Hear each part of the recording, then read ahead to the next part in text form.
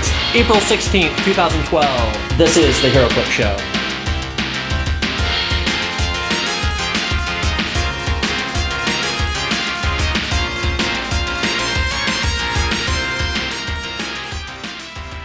Welcome to another installment of the Heroclix Show. I am Scott.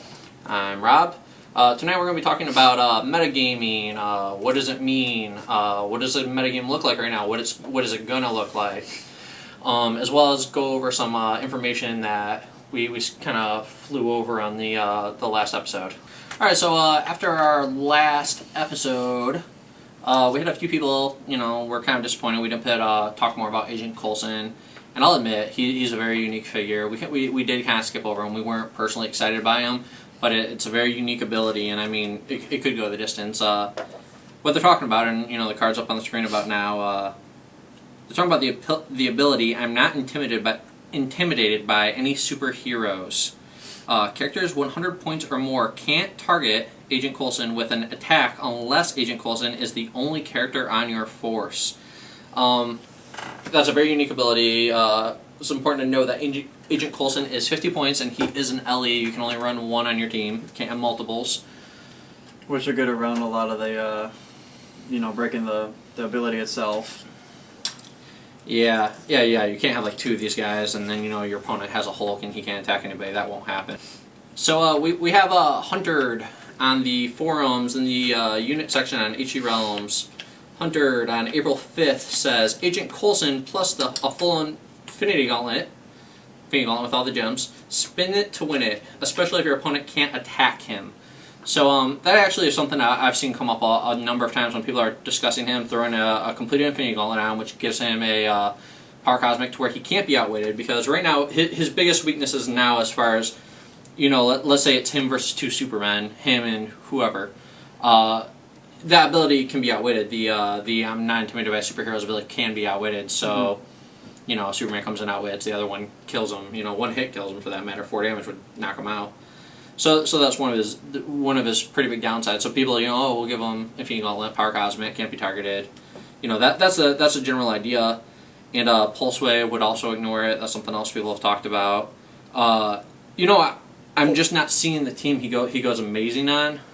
Maybe less so than focusing the entire team on him with a Gauntlet. I mean, he might just be play better as a backup role. And he does have the shield team ability, and probably he's got the shield keyword, so he probably fits in some more theme team stuff. And I don't see him being as broken, but I can see him being a fan favorite.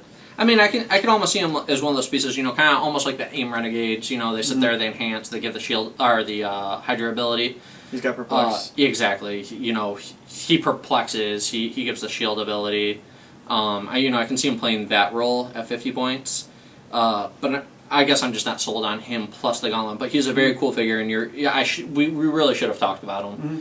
Yeah, I agree. And if we've missed anything on the character, please be sure to leave it in the comments. We will get back to you, and we will talk about it more. Oh yeah, absolutely. I mean, a lot of times we see things through our fanboy goggles, as I saw someone put it recently. Yeah, a little bit. And we focus on what we want to talk about, but all of this is very interesting to us. He is a very cool character. He's cool. Okay.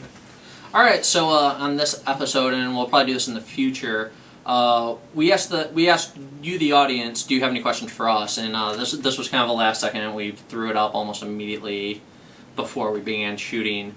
So we only got one question, but I think it's a very important one, and probably one I would imagine a lot of Clix players out there is wondering the same question. There's a lot of aspects of playing a game like this. The rules book doesn't cover everything, and sometimes you need those the finer points kind of reiterated and re-explained. Mm-hmm. So Chris Dasmill asks us, how do I get women into bed using only Heroclix skills? I'd probably go with Exploit Weakness. Alright, so tonight we're going to be talking about metagaming. What is metagaming, Scott? Metagaming is playing the game before the game. That's right. That's a very common term or common phrase to kind of explain what a metagaming is. when you're reading strategy and you're reading posts and you're trying to become better at really any game, if it's if you're playing a Street Fighter tournament, if you're playing chess, if you're playing Magic the Gathering, I mean, across the board, metagaming is important in every game. I mean, you know, I'll come back to this in a minute, but I've even heard of paper, rock, scissor metagaming, which is one of the most ridiculous things I've ever heard in my entire life, but I've still heard of it. It works.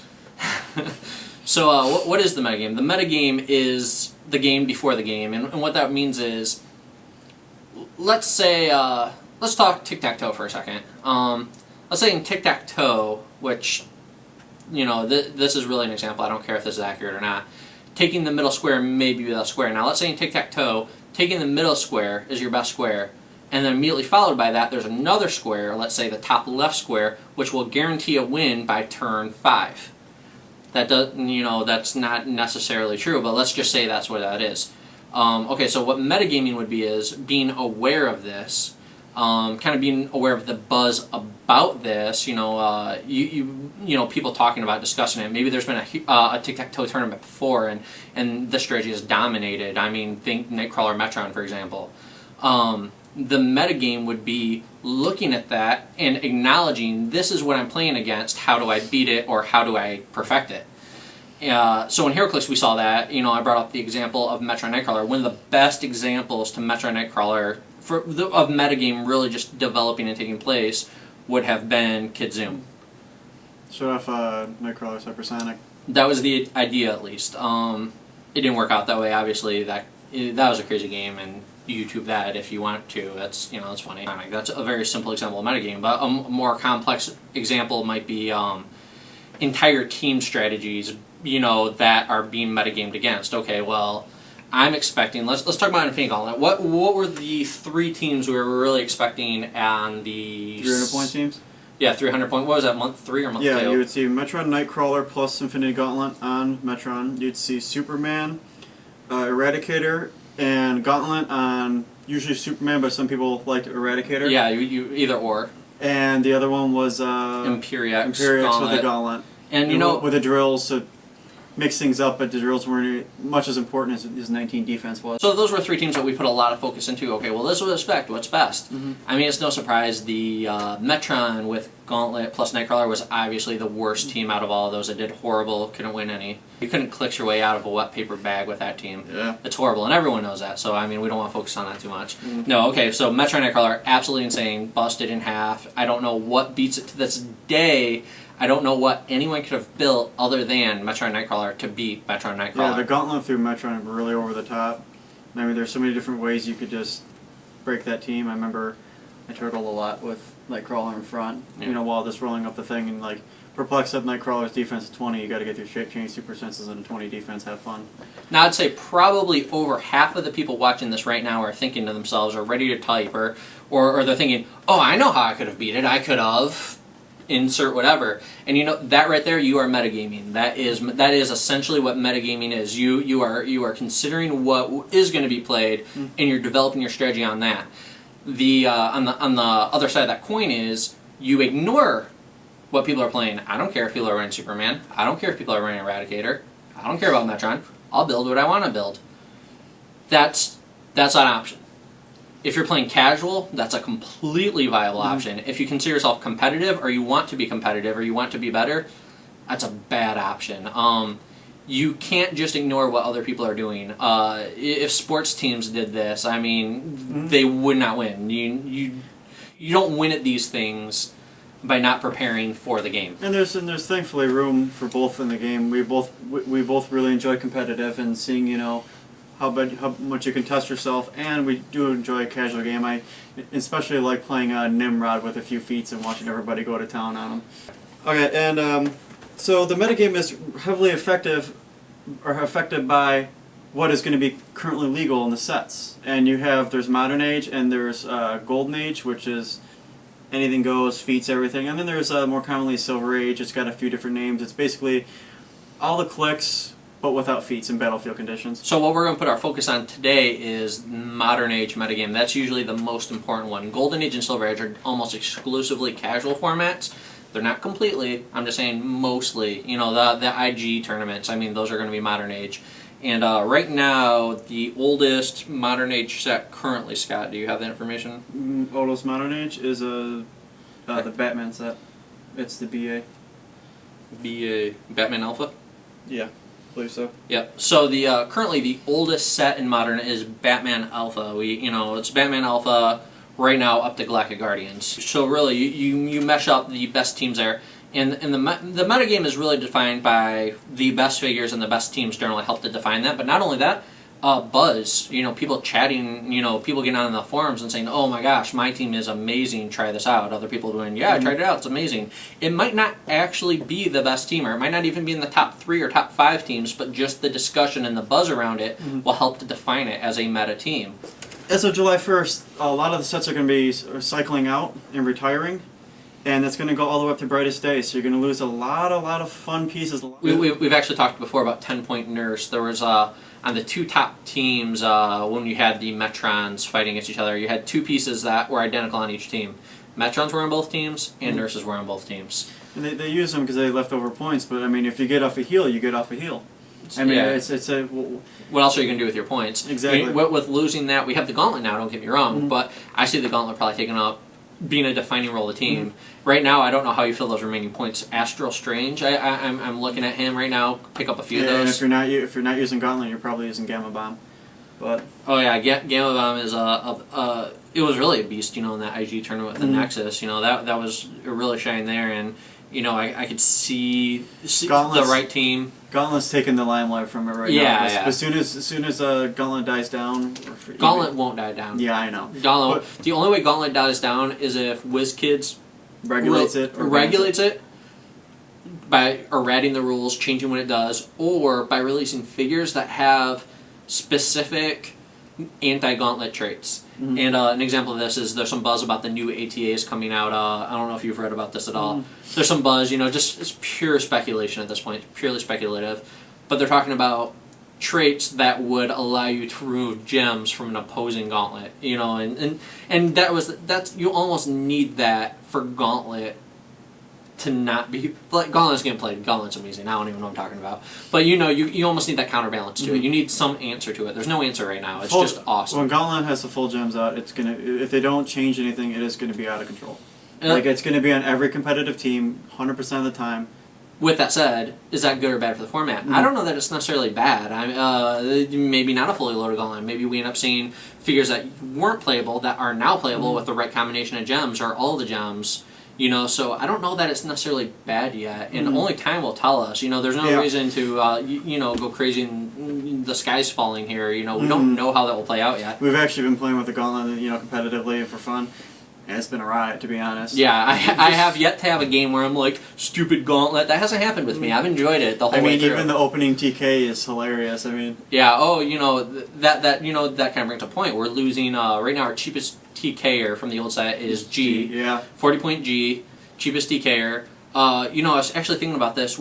I don't know if that's true in Galactic Guardians. I was trying to go through them. I know Cosmo is a 50-point TKer. 52. 52. So he might be our cheapest TKer right now. Honestly, I don't know. There's Vector from Web of Spider-Man, but he's going out. He was pretty cheap. And Cosmo, by the way, is awesome, and I can't wait to play testing with him more.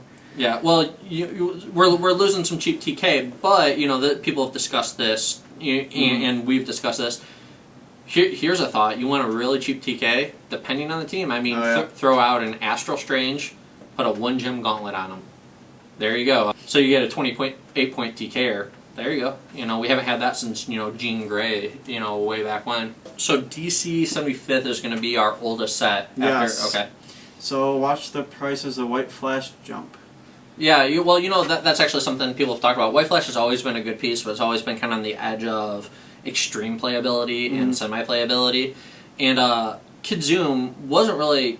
Kidzoom is good, but he didn't really hurt that many meta pieces as you would think he did, but White Flash was one of those pieces. Kidzoom is gone. White Flash can just run around now. What is White Flash's 2 biggest drawbacks, Scott?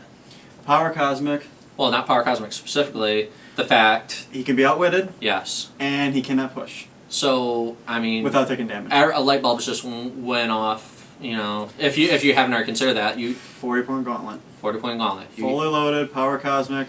You can use Willpower. Can't be outwitted.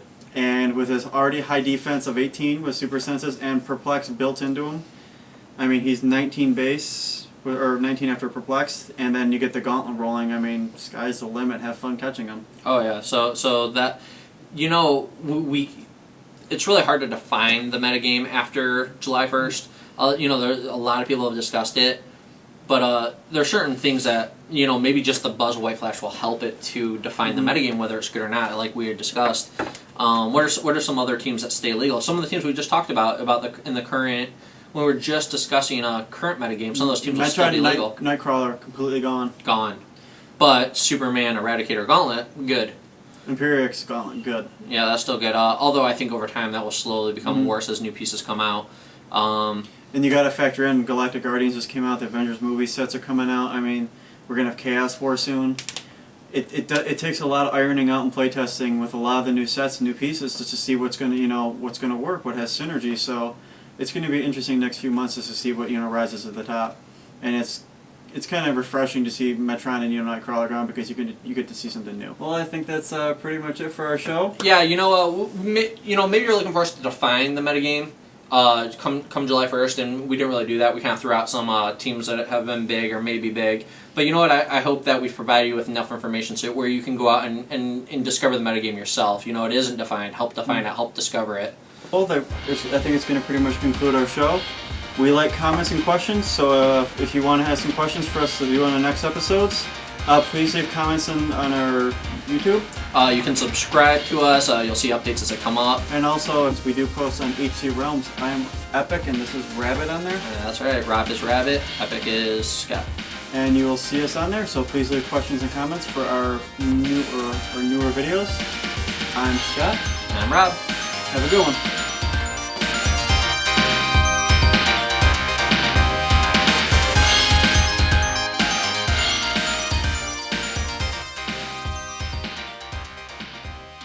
This guy's a rock, scissor guy. I'm going paper, rock.